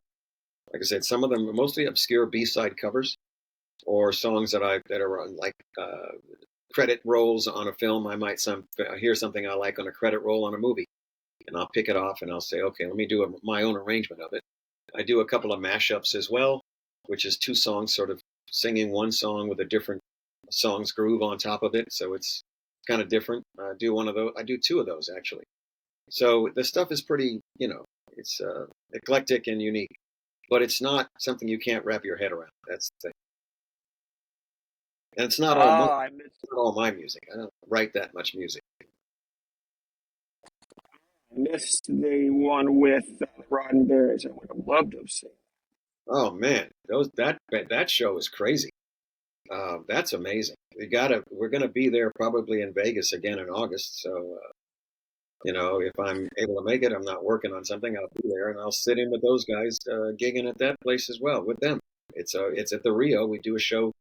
I've done the last 2 years. I've sat in with them, so it's been fabulous. Yeah.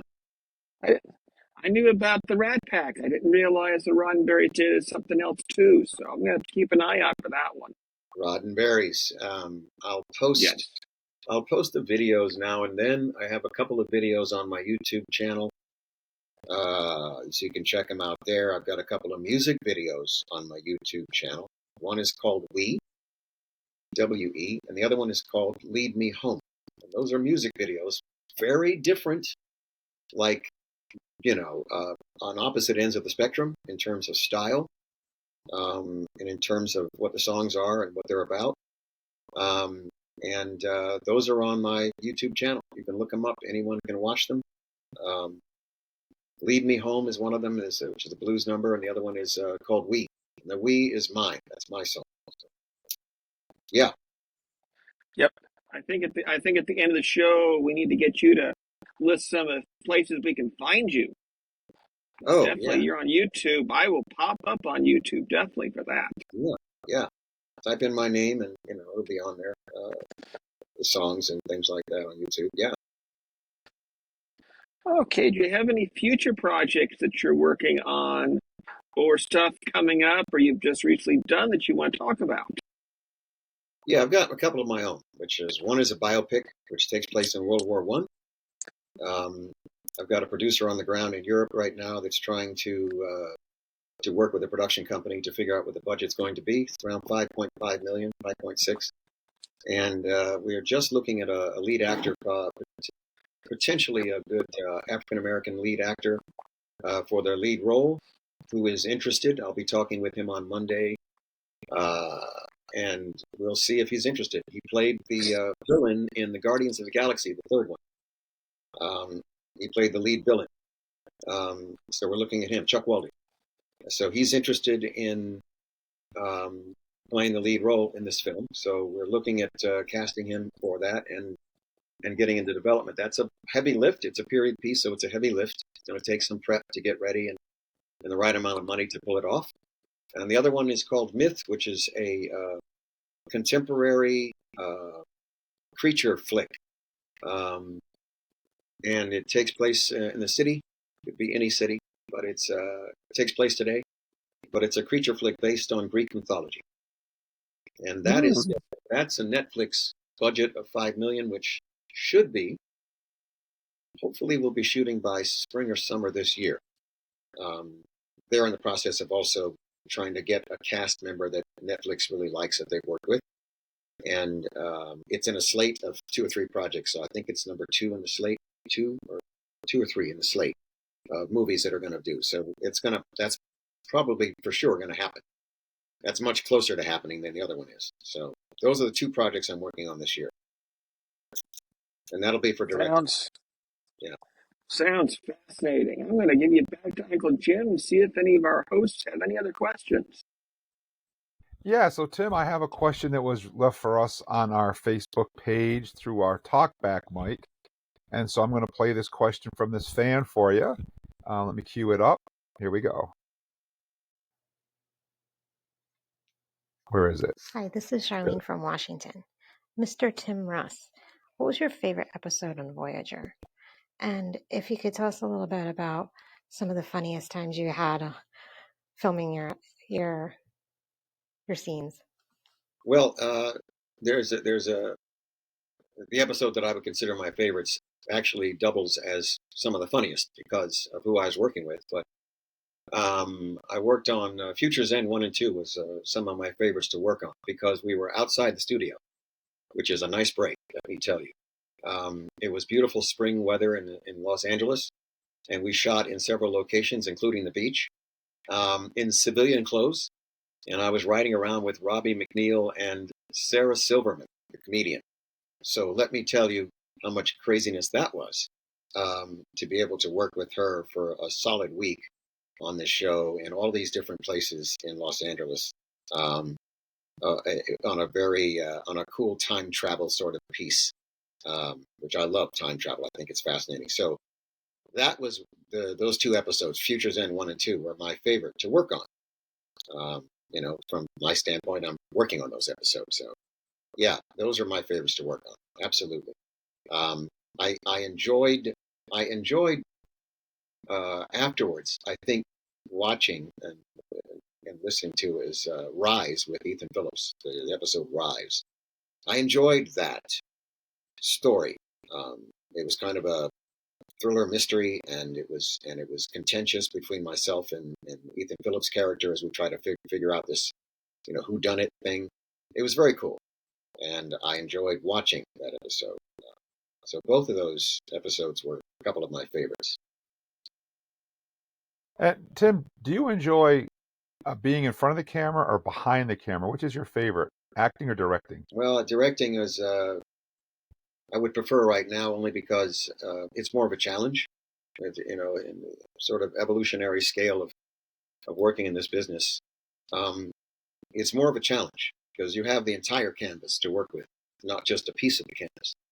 And the challenge to bring scripted material to life, to bring it on to bring it on its feet, to put it on its feet and see how it plays visually, to transform that into a visual medium is really a challenge. And I enjoy the creative challenge of being able to be in control of all of that, which is why I tend to lean towards working on independent projects, film projects, because the director has a lot more say-so about how that film is going to turn out, as opposed to working on episodic television. Episodic television is great money and it's consistent, but you have to work you're shooting for the executive producer. Television is an executive producer's medium, not a director's medium. The director is hired to come on and shoot basically the same way that all the other episodes are shot. And whereas on a feature film, you can do whatever you want.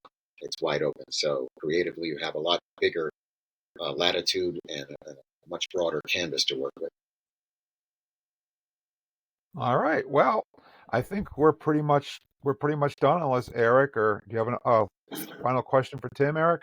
No, I think we've taken enough of Tim's time. We really, really appreciate you being here, though, and you stuck with us for so long, and all of you're just so interesting to listen to. So thank you so much for talking about Star Trek and talking about music and all the other things. It's just really been a pleasure. Thank you very much. Appreciate you having me on. Thank you very much, Tim. Have a good night. Yes. All right. Yeah, thank you. Go get some dinner. Thank you. Yeah. It's the dinner hour, man. My best to you all and the viewers. Take care of yourself. Have a good one. Thank you. Thank you very much. Thank you, Tim. All right. Yeah. Thank you. Thank you. All right, that was Mr. Tim Russ. A lot of fun. Fun guy to talk to. That was so cool. He just is so fun to listen to, and so many different stories. And like, what a great, he just was willing to talk about anything, which was fantastic. Yeah. Yes. Sometimes I get lucky and I land a good guest. Jim, you do a great job. We all know that. Yeah. I have to He's admit, amazing. though, I love this guy. He's just fantastic. He's does not hold back. He's super sharp. He's just great. Yeah. Yeah. I have to admit, I had a little bit of adrenaline right before I got on. I was like, uh-oh. But yeah, it was really fun, though. I enjoyed it. It was definitely a really fun experience. So I'd let you guys know what's going on. We're going to be talking to the one and only Nicholas Meyer on January 6th. Amazing. Star Trek January? 2, Star Trek 4, mean Star February? Trek 6. Yep. February. Science advisor for Star Trek Discovery Season 1. Writer of SETI Alpha. Just goes on and on and on. So you guys can head over to trektalking.com and leave us a message. I will play your question on the air like I just did for, was it Charlene? Was it? Yeah. Charlene? Mhm. Yep. Yes. So Charlene you can from Washington. from Washington. It's that simple, guys. Just go hit the Northwest. blue mic, record your question, and then listen to it on the show. We'll play it for Mr. Meyer right here on the show. So that's coming up. I also talked to the one and only Andy Bray, who's in our chat room, and we're gonna have Andy Bray on now that we have this nice video thing that David can set up. And we're going to be talking about the Gorn, and Andy did a really great Gorn skit. Was it a couple years ago? And we played the audio on the show. But now that we can play video, we're going to revisit that again, especially with the Gorn coming back in the cliffhanger for Strange New Worlds. I thought it might be fun to revisit that again. So we're going to have Andy on, and we're going to do that as well. And we're going to be talking about Star Trek Discovery. We're going to go back and take a look at it. I think it's been off long enough for it to sink in and settle in, and just go back and talk about it now that we've had a chance to digest it. And we're going to be talking about a lot of fan films as well in the future. So we have about 40 episodes to fill because there's no new Star Trek. We are definitely going to be doing Section 31 on the 30th. Because Section 31 premieres on the 24th, which is a Friday. So we'll have a whole week before we can talk about that. And we're going to do that. And so if you guys know anybody that would like to come on the show, or if you have an idea, maybe you know a comic book artist or an author or somebody who's producing a fan film that wants to get the word out, reach out to me on Facebook and set that up. We'll make it happen because we're all about the fans here. So let's have some fun with that. And I want to make the comment that if you think this audio sounded great, come join Patreon, because we're going to be putting on the live video on this as you see Tim talking about these questions, you guys don't get to see the slideshow that Jim and David put together. That's right. Come on That's right. and help support the channel. And you can see the live feed of actually watching us as we're sitting here waiting to talk to Tim. And all the fun stuff that was going on. And just to tantalize you guys a little bit, I do put out these little minute-long clips from the show with the videos included, so you can see what you're missing. If you head over to the Patreon page, you can see the full video live and unedited. You'll be asking yourself, is it live or is it Memorex? And David knows about that. So that's just some of the stuff that we have planned for you guys, that we have in store for you coming up for 2025. We also got to talk to John Simpson. I had to cancel that show because my father passed away. He played Sarek, actually, in Star Trek V: The Final Frontier, what I think is one of the best Star Trek movies ever. And we'll talk to him. I'll swing back around and reschedule that. So we've got a lot in the pike going on. I'd like to bring back Comic Corner, if you guys would like to talk about some comic books. Because with the slideshow technology, David can get a really nice slideshow up with the comic book pages as we talk about the artwork and stuff. Maybe Book Nook. So there's a lot of stuff going on. So anyways, I just wanted to say thank you. Let's say, Jim, the fact is also one little feature is we got one Patreon. Guess what? That Patreon got an invite to come as an audience and see while the show is being produced. Andy happens to be a friend of the show, so he's getting he's getting a special feature, just like our Patreon got. We actually get to be there. He gets to see the show live. He's in the chat room. He threw out a question. It's like, okay, I'll throw out that question. But if you're in Patreon, we'll have special shows that we'll invite you to come visit. Yeah, thank you for mentioning that, Charles. I forgot about that. We do have the ability to go live on this format right here with Riverside FM. It's a little bit different than we used to have on Blog Talk, where you can't come on with your voice because I can only have so many cameras on at one time. And with all of us and the guests, that pretty much maxes out. But if you're a Patreon, we can give you an invite and you can go in the chat room. You can chat with the other fans. You can ask a question, which Charles will relay, which he did. And you'll be able to watch the show live with us just as it's happening, which is a little perk that you can get if you are a Patreon. So keep that in mind as well, because some stuff happens behind the scenes with us, that you don't get to normally see on the show. So with any rate, I just want to say thank you to Tim Russ. It was a blast to talk to Tim, a lot of fun.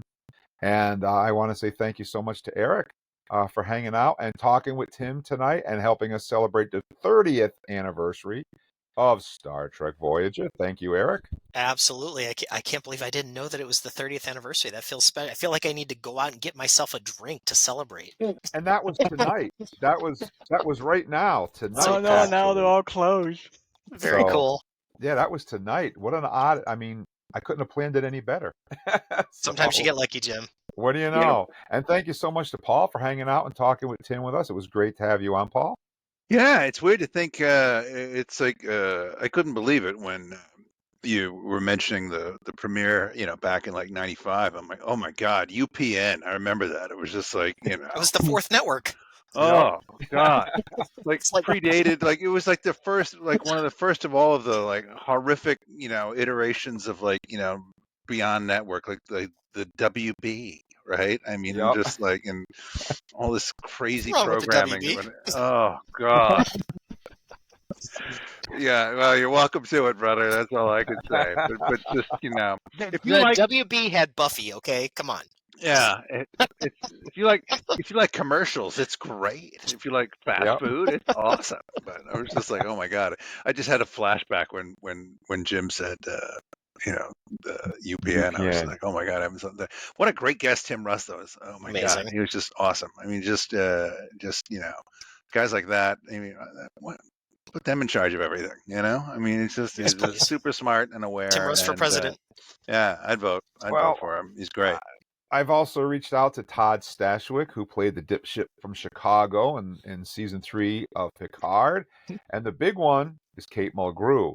And hopefully our interview with Tim Russ went well enough that Kate Mulgrew I'll be able to work that out, make that happen, Eric. So fingers crossed for Eric. Awesome.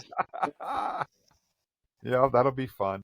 And thank you so much to David for hanging out with us and all the great work. You guys noticed the Starfield effect and stuff that David came up with. Outstanding job. He's a miracle worker for sure. And now that we can see his face, it's even better. Well, we have lots of stalkers, that's for sure. I thought he was working for Section 31 in the shadows. Yeah, I retired that job. Apparently, I got some new lights to shine on for, I guess. I don't know. It works out good. And, of course, thank you so much to Charles for hanging out, Trek Talking with us, talking with Tim, and for handling our Patreon page. Thank you so much, Charles. Thank you very much. It was great. And, of course, as Andy said, don't forget the WB had the singing frog. WB, that's right. I forgot about that. I'm still trying to forget that. Yeah, no one's nostalgic over that shit. Let me tell you, not. And I want to say thank you to Andy for hanging out in the chat room, and Ken is in there, and there's a couple of other invites I sent out to people to give this live thing a try. And how did it work out? Is Andy still in there, Charles? Andy's still in there. Andy's chatting how did it away. all work out? Did it work out well, Andy? I think is this something we should continue to do? Worked great, he says. Worked great. I think. Yeah, so I think that we will continue to have that open during the show. I can only monitor so much, so Charles will be taking care of the chat room, but. When all of a sudden we said nobody was there, and all of a sudden they said we're here. It's like, okay. All of a sudden I hit my button. It's like, oh, there's not 2 people in the chat. There's 9 people in the chat. It's like, oh, great. Yep. So, anyways, I'm your most excellent host, Uncle Jim. Let me tell you, it is cold here in Vermont tonight. So I don't know about where you guys are, but it's pretty cold here. It's chilly in Vegas. Yeah, you saw Leia was here a minute ago, so I'm looking forward to curling up in bed. She lays right next to me and keeps me warm. She's like a little furnace. I just love my puppy dog. Anyways, guys, I'm your most excellent host, Uncle Jim, and please, everybody, stay safe and be good to each other. Hailing frequencies are closed. Good night, everybody. Live long and prosper.